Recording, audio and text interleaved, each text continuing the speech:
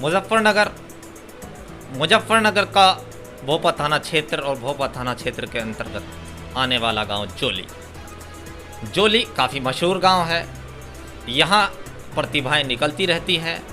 यहाँ कई क्षेत्रों में यहाँ के युवाओं ने निकलकर इस गांव से लेकर भारत का नाम रोशन किया है, अपने प्रदेश का नाम रोशन किया है।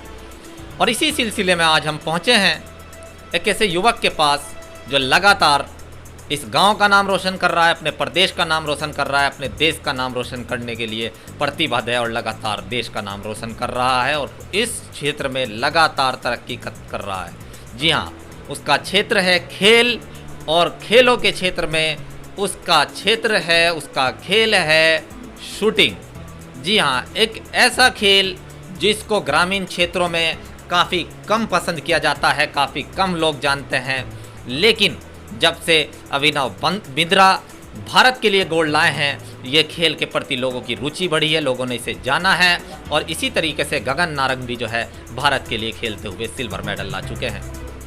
इसी तरीके से सैफ उस दिशा में बढ़ रहे हैं, इन लोगों को फॉलो कर रहे हैं। और आइए आज मैं इस युवा साथी के पास पहुंचा हूं, इस युवा शूटर के पास पहुंचा हूं, इस युवा खिलाड़ी के पास पहुंचा हूं, आपका परिचय मैं इनसे कराऊं। इससे पहले मैं स्वागत करना चाहूँगा सैफ रजा का अपने चैनल पर। स्वागत है सैफ रजा इंडिया प्लस न्यूज़ में आपका। धन्यवाद भैया। सैफ, जिस तरीके से आप लगातार भारत के लिए खेल रहे हैं और नेशनल भी खेल चुके हैं, मैं सबसे पहले जानना चाहूँगा आप भारत के लिए खेलते हुए क्या क्या बड़ा कर चुके हैं और क्या क्या आपने इस खेल में अभी तक उपलब्धियाँ हासिल की? मैंने अभी तक इंडिया में 13वीं रैंकिंग मेरी चल रही है फ़िलहाल एयर राइफ़ल में। और अभी लास्ट टाइम जब 2019 में ट्रायल हुई थी 7th, तो मैंने 600 में से 600 मारा था। तब मेरा हाईएस्ट स्कोर था वो 628.4 लगा था। उस टाइम मेरी रैंकिंग 3rd पड़ी थी इंडिया में। और उत्तराखंड से मैं खेलता हूँ, उत्तराखंड से मैं लगातार 3 साल से रैंकिंग 1 हूँ, उत्तराखंड रैंकिंग 1। और CISF की ट्रायल दे के आया था तो वहाँ पे भी मैं फर्स्ट ही था।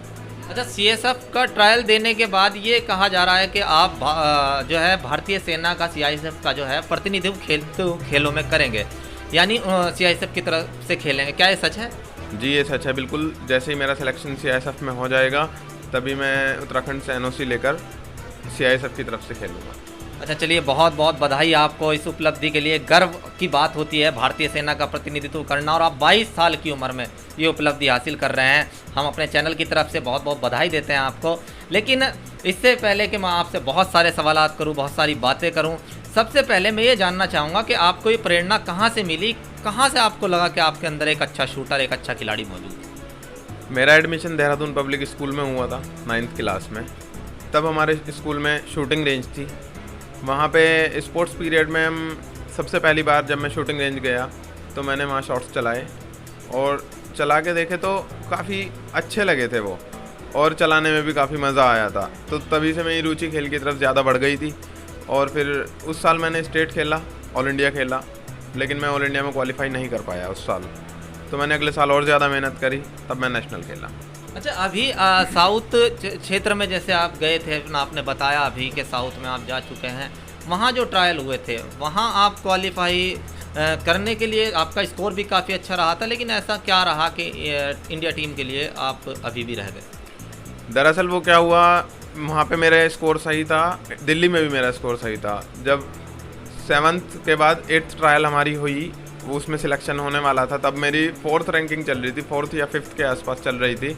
तो मेरी राइफ़ल मैच के बीच में ख़राब हो गई थी, उसके कारण मेरा स्कोर डाउन हो गया और वो मेरी लास्ट ट्रायल थी, वहाँ पे मेरा स्कोर नहीं लग पाया, जिससे मेरी रैंकिंग 13 आ गई।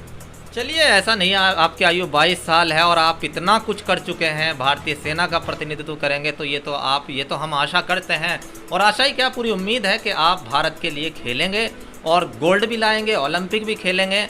लेकिन जिस तरीके से फ़िलहाल के हालात हैं और जो है ये सब लॉकडाउन वगैरह चल रहा है, खिलाड़ी जो है क्रिकेटर, फुटबॉलर और हर एक खेल बंद है, तो कितना असर खिलाड़ियों के खेल पर पड़ रहा होगा और क्या रहेगा, किस तरीके से आगे अपने खेल को सुधार पाएंगे? सबसे पहली बात तो कि खिलाड़ियों के गेम पर बहुत ज़्यादा असर पड़ रहा होगा, क्योंकि घर पे और स्टेडियम में माहौल बहुत चेंज होता है। और शूटिंग एक ऐसा गेम है जिससे एकाग्रता का गेम है, मतलब कंसंट्रेशन गेम है, जिससे माहौल में बहुत ज़्यादा फ़र्क पड़ता है। जैसे कि मैं घर प्रैक्टिस करता हूँ तो मुझे काफ़ी दिक्कतें होती हैं। अच्छा, घर प्रैक्टिस, जैसे कि मैं आपके इसीलिए इस रूम में बैठा हूँ जिसमें आप प्रैक्टिस करते हैं, ये सब आपका यहाँ पर दिखाई दे रहा है सामान। और यहाँ पर जो है किस तरीके से प्रैक्टिस करते हैं, क्या जो है क्या बदलाव महसूस होता है, कैसे एडजस्ट कर रहे हैं? सबसे पहली बात तो जो वहाँ का टेम्परेचर होता है और यहाँ के टेम्परेचर में काफ़ी ज़्यादा फ़र्क है।